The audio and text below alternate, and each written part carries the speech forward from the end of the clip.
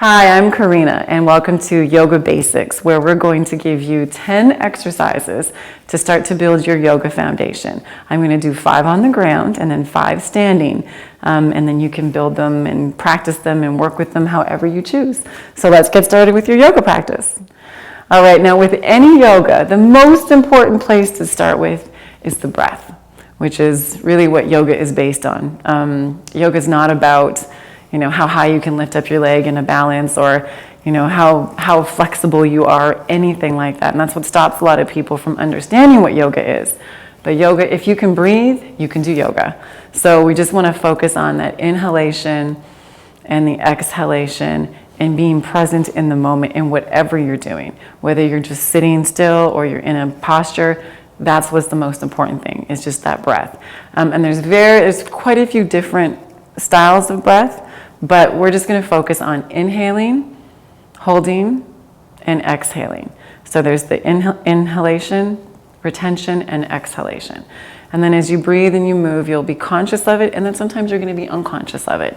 But we always want to come back to your breath and be present, because breath is your life force. It's the way that you're going to activate and use it through your body. And then on the exhale, we're going to release things that we just don't need. Okay, and now we're going to do a hip opener twist move. So you're going to bend one leg underneath you like you're sitting in like a seated position. And the other leg is going to go over top and on the other side of the knee. So you're almost in like a cross position. So right here, my right leg is bent and my left leg is over top.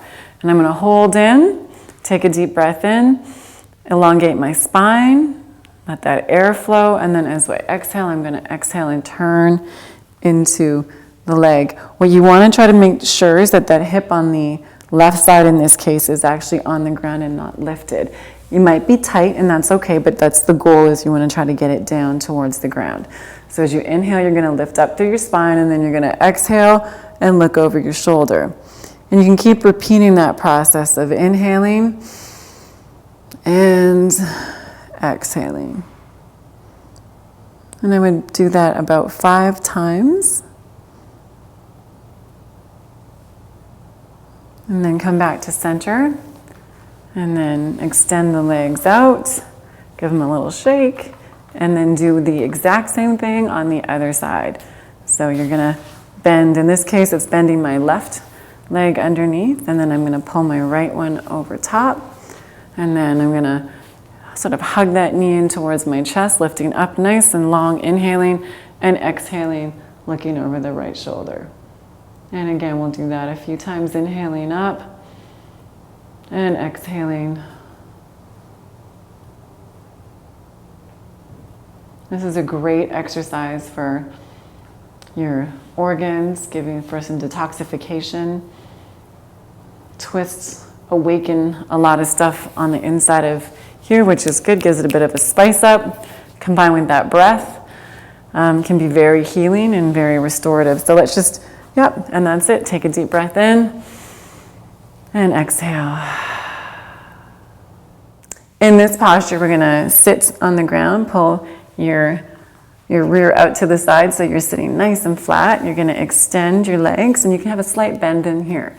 So if your legs and your hamstrings are tight, it's okay. You got to go wherever your body is allowing you to go without pressure or force. If you can extend them down, that's great too. This is called Paschimottanasana, or caterpillar in the yin version, and I'm going to show you 2 variations.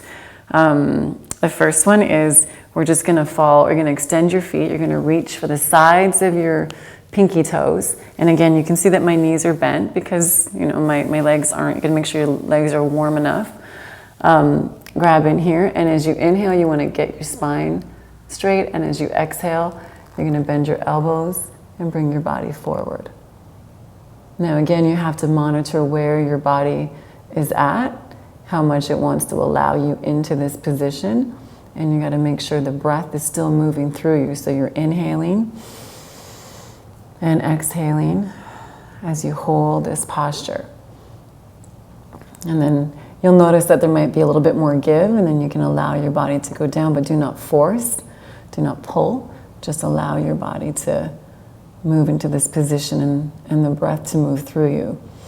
Now the caterpillar version is a little different, and it's where your body, you're going to let your spine is actually going to fall forward, and you're going to let your body just hang. So it's a little less strenuous, and your body just hangs, and you can hold this for any time between 3 to 5 minutes for the yin version. And you can put a cushion here, and this is good for your digestion, your organs, as well as releasing underneath your hamstrings and elongating and bringing some expansion to your body, the back body of your legs.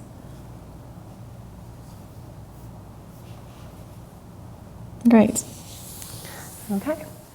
All right, this posture is called butterfly or Supta Baddha Konasana. So the soles of your feet are together and your legs are like a butterfly.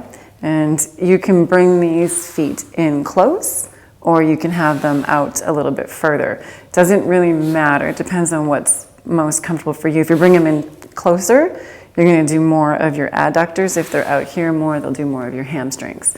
So as you reach, you're going to try to grab your feet, and we're going to inhale. So there's 2 ways to do this one. You can inhale, reach up, and exhale, keeping your spine straight, and then just pulling. Well, not pulling, but just gently allowing your body to soften and feel the release. And again, as you're breathing, inhaling and exhaling. And you can also allow your body to do a different version, which is to fall forward.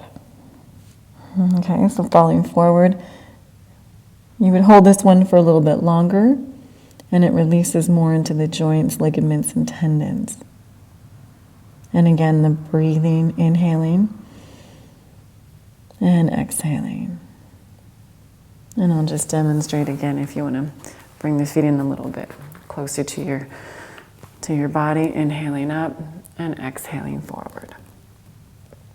And then breathing, I would say either 5 breaths where you're inhaling nicely for 1, 2, 3, 4, 5.